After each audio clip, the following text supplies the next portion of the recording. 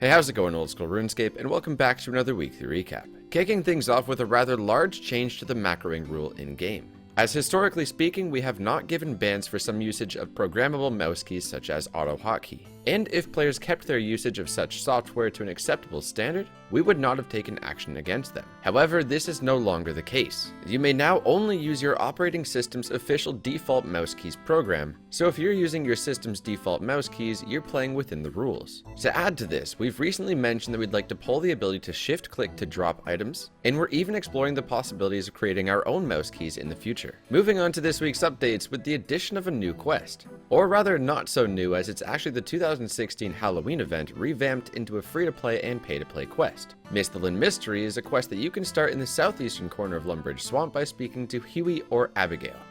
Up next, Pirate Jackie the Fruit, found at the Brimhaven Agility Arena, now offers a graceful recolor to match the agility skill cape, and this can be applied to a plain graceful set for 250 tickets. Speaking of cosmetic upgrades, the male Armadillo set has been made to show less skin, and the Max Fire Cape now features an unmoving version of the texture found on the Fire Cape, which came with a few requests from the community to make it a little bit more vibrant. Mod Ghost addressed these concerns in the recent Q&A, stating that with some additional work he can make this possible. However, it means the cape would be animated instead of a still texture, which seems like you guys are actually quite happy about. In addition, the sand found within the Piscarilius area has been made to look a little bit more smooth, and the Steam, Mist, and Dust battle staffs have been lengthened to fall more in line with the other staffs.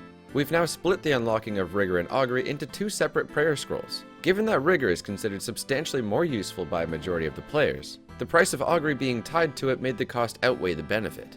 With this split, Augury will now be more accessible to players who would like to make use of it without necessarily breaking the bank.